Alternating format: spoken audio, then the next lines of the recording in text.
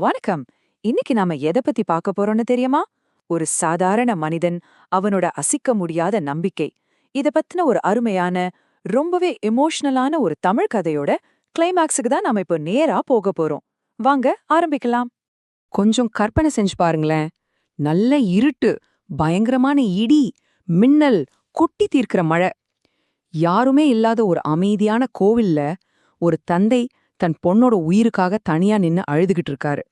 முருகா, நான் உன்னை தினமும் கூப்பிட்டனே, உன்னை நம்பினனே, என் புள்ளைய காப்பாத்துப்பா. நான் ஏழையா இருக்கலாம், ஆனா அவன் ஓம் புள்ளதானே அப்படின்னு அவர் கதறாரு. அந்த வலி நிறைந்த குரலுக்கு சொந்தக்காரர் தான் முருகேசன். நள்ளிரவு உதவிக்குரல். முருகேசன்கிற அந்த எளிய மனுஷன் ஏன் அப்படி கோவில்ல விழுந்து கதறணும்? அவர் வாழ்க்கையை அப்படி புரட்டி போட்ட அந்த சம்பவங்கள் என்னன்னு நாம கண்டிப்பா தெரிஞ்சுக்கணும். அவருக்கு வந்த சோதனைகள் கொஞ்சம் நஞ்சம் இல்லைங்க. தொடர்ந்து ஒரு வருஷமா பயங்கரமான வறட்சி. ஆசையா அவர் போட்ட பயிரெல்லாம் அப்படியே கருகி போச்சு. கடன் வாங்கி போட்ட விதைகள் கூட மண்ணோட மண்ணா போயிடுச்சு. வீட்ல ஒரு புடி அரிசி கூட இல்ல. இப்படி ஒரு நிலைமையில அவருக்கே உயிரான அவரோட ஒரே பொண்ணு மீனாக்கு திடீர்னு கடுமையான காய்ச்சல்.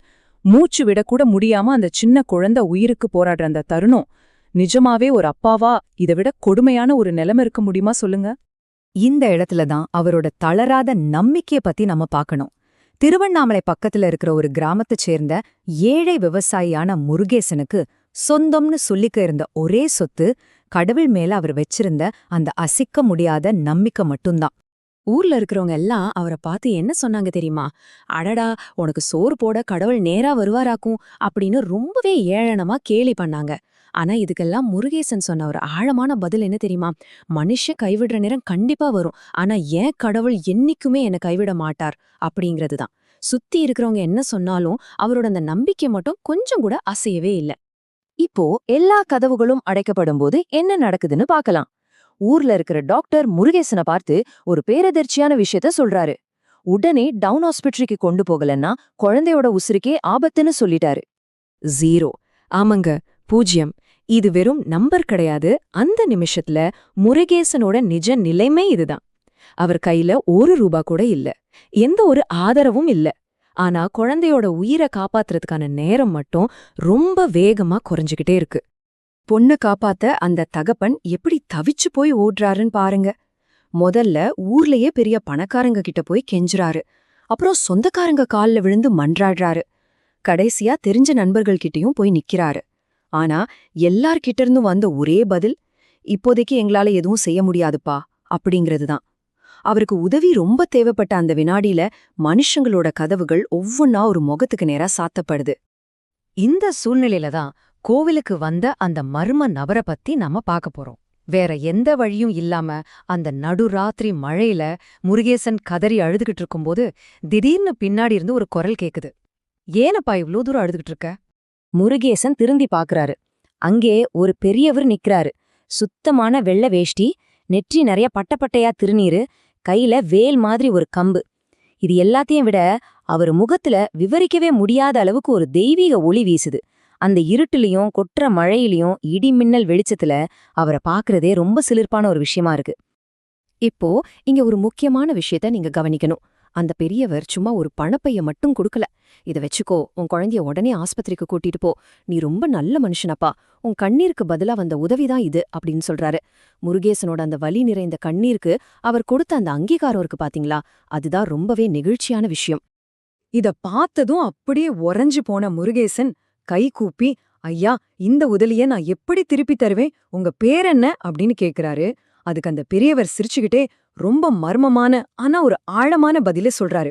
நம்பிக்கை வச்சவன் கேட்ட கேள்விக்கு பதில் நாளைக்கு தெரியும் அப்படின்னு இந்த சிலிர்ப்பான வார்த்தைகளை சொல்லிட்டு அப்படியே அந்த மழையிருட்டுக்குள்ள நடந்து போய் மறைஞ்சிடுறாரு. அடுத்து நாம பார்க்க போறது வெள்ளிவேலன் ரகசியம். ஒரு வழியா பணத்தோட ஓடின முருகேசன் தம் பொண்ண சரியான நேரத்துல ஆஸ்பத்திரியில சேர்த்துடுறாரு. அடுத்து நடந்ததெல்லாம் நியமாவே ஒரு பெரிய அற்புதம்தாங்க. நாள் அந்த பெரியவர் கொடுத்த பணத்தை வச்சு ட்ரீட்மெண்ட் ஆரம்பிக்குது. டாக்டர்ஸே சொல்றாங்க, இன்னும் கொஞ்சம் லேட் ஆயிருந்தா குழந்தைய காப்பாத்திருக்கவே முடியாதுன்னு. 3வது நாள் மீனா முழுசா குணமாகிடுறா. வீட்ல மறுபடியும் சந்தோஷம் திரும்புது. ஆனா 4வது நாள் முருகேசனோட மனசுல வந்த முதல் எண்ணம் நன்றி சொல்லணும் அப்படிங்கிறது தான். அந்த பெரியவர் யாருன்னு தேடி அவர் மறுபடியும் அதே கோவிலுக்கு போறாரு. அங்க போய் கோவில் பூஜாரி கிட்ட நடந்ததெல்லாம் சொல்றாரு. அத கேட்டு அப்படியே ஷாக்கான பூசாரி சந்நிதிக்குள்ள இருந்த ஒரு பழைய ஓவியத்தை முருகேசன் கிட்ட காட்டுறாரு. அந்த படத்தை பார்த்ததும் முருகேசனுக்கு உடம்பெல்லாம் புல்லர்ச்சி போச்சுங்க.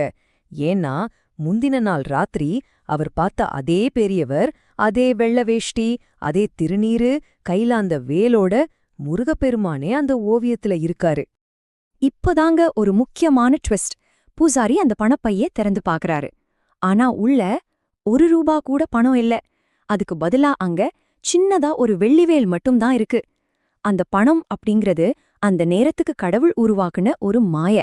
ஆனா அவனோட நம்பிக்கைக்கே ஒரு நிரந்தரமான அடையாளமா அந்த வெள்ளிவேல இறைவன் அங்க விட்டுட்டு போயிருக்காரு. இந்த விஷயம் ஊரு முழுக்க காட்டுத்தீ மாதிரி பரவிடுச்சு. இதுக்கு முன்னாடி அவரை பார்த்து கேலி பண்ண அதே ஆட்கள் இப்போ ஆச்சரியத்தோட வந்து நிக்கறாங்க. உன் நம்பிக்கைய பார்த்து கடவுளே நேரா வந்துட்டாரே அப்படின்னு வாயடிச்சு போறாங்க. அப்போ முருகேசன் ரொம்ப அமைதியா சிரிச்சுக்கிட்டே சொன்ன வார்த்தைகள் இதுதான்: ஆபத்து வரப்போ மனுஷனோட கதவு மூடலாம், ஆனா கடவுளோட கதவு மட்டும் எப்பவும் திறந்தே இருக்கும். இதுக்கப்புறம் அவர வாழ்க்கையில வறுமை இருந்தாலும் அவருக்கு எந்த பயமும் இல்ல. முருகேசனோட இந்த அனுபவம் நமக்கு ரொம்பவே முக்கியமான ஒரு விஷயத்த கத்துக் கொடுக்குது. நம்ம வாழ்க்கையிலயும் சில நேரங்கள்ல இதே மாதிரி இருள் சூழலாம். நமக்கு உதவி செய்வாங்கன்னு நம்ம நினைச்ச அத்தனை மனுஷங்களோட கதவுகளும் அடைக்கப்படும் போது, உங்க வாழ்க்கையில நம்பிக்கையோட கதவை திறந்து வைக்க போறது எது? அந்த ஒரு சின்ன நம்பிக்கை வெளிச்சம் உங்ககிட்ட இருக்கா? கொஞ்சம் யோசிச்சு பாருங்க. சரி, உங்களை நான் அடுத்த ஒரு அருமையான தொகுப்புல சந்திக்கிறேன். இந்த வீடியோ பிடித்திருந்தா லைக், ஷேர், சப்ஸ்கிரைப் பண்ணுங்க.